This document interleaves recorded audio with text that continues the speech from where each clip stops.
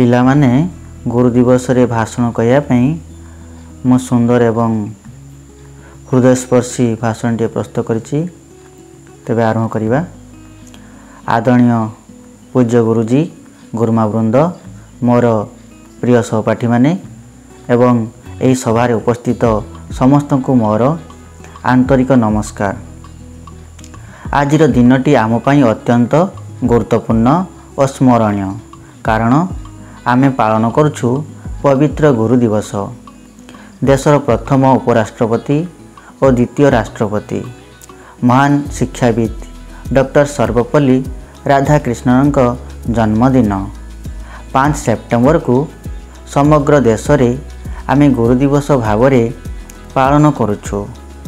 ସେ କେବଳ ଏକ ମହାନ ଶିକ୍ଷକ ନୁହେଁ, ସେ ଥିଲେ ଏକ ଦାର୍ଶନିକ, ଏକ ନିଷ୍ଠାବାନ ଶିକ୍ଷାପ୍ରେମୀ ଏବଂ ଏକ ସତ୍ୟ ସାଧକ।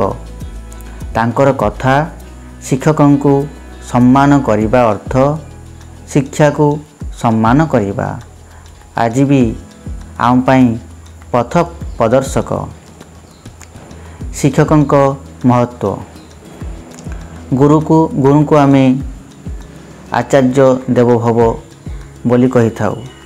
ଯେପରିକି ମା ଆମକୁ ଜୀବନ ଦେଇଥାନ୍ତି, ସେହିପରି ଗୁରୁ ଆମକୁ ଜୀବନର ଅର୍ଥ ଶିଖାନ୍ତି।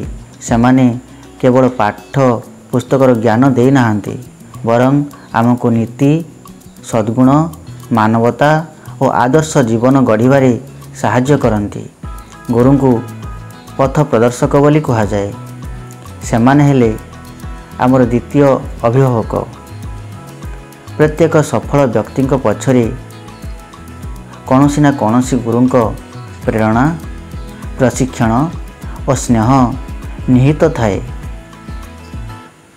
ପୁରାତନ ସଂସ୍କୃତିରେ ଗୁରୁଙ୍କ ସ୍ଥାନ। ଆମର ପୁରାତନ ଭାରତୀୟ ସଂସ୍କୃତିରେ ଗୁରୁଙ୍କ ସ୍ଥାନ ଅତ୍ୟନ୍ତ ଉଚ୍ଚ। ଉପନିଷଦରେ କୁହାଯାଇଛି, ଗୁରୁ ବ୍ରହ୍ମା, ଗୁରୁ ବିଷ୍ଣୁ, ଗୁରୁଦେବ ମହେଶ୍ୱର, ଗୁରୁ ସାକ୍ଷାତ ପରମ ବ୍ରହ୍ମ, ତସ୍ମୈ ଶ୍ରୀ ଗୁରବେ ନମଃ।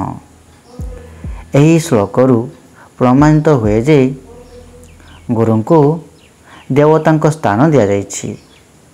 ଚାଣକ୍ୟ, ସନ୍ଦୀପନୀ, ଦ୍ରୋଣାଚାର୍ଯ୍ୟ ପରି ଅନେକ ମହାନ ଗୁରୁଙ୍କ ନାମ ଆଜି ବି ଇତିହାସରେ ସ୍ମରଣୀୟ।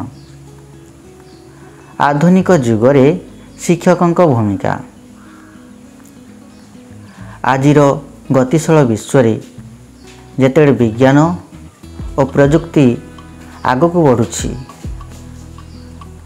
ଗୁରୁଙ୍କର ଭୂମିକା ଆହୁରି ଜଟିଳ ହୋଇପଡ଼ିଛି।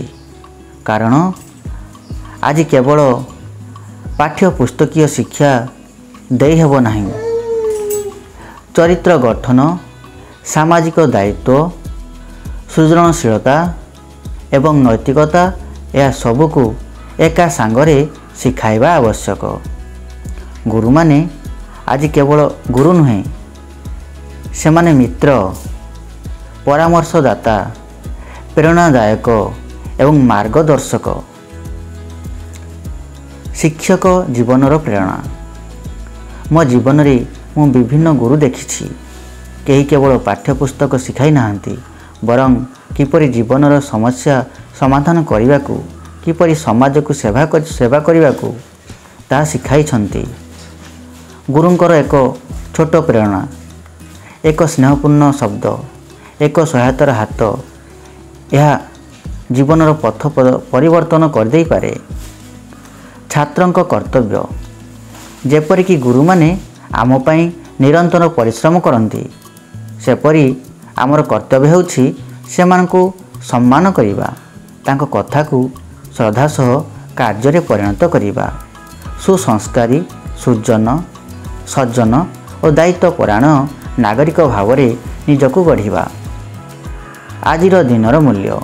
ଗୁରୁ ଦିବସ କେବଳ ଏକ ଔପଚାରିକତା ନୁହେଁ, ଏହା ହେଉଛି ଗୁରୁଙ୍କ ପ୍ରତି କୃତଜ୍ଞତା ଜଣାଇବାର ଦିନ।